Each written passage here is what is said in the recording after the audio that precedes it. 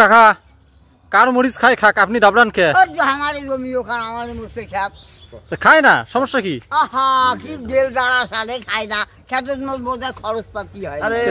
ছাগল গুলি আমার এমনি মনে করেন যে অসুখ, তোমাকে দাবড়া ফিরে হাফসে ফলাইলেন, ব্যাপারটা কি?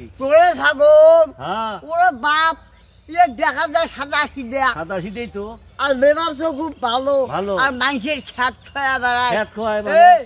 তোমরা মরিচ দিয়ে তরকারি বরকারি পাক করি খান না? খাই। ঝালের দরকার আছে না? আছে। ছাগল ঝাল খাবা না, ছাগলের দরকার সব ভাগে থাকি আছে।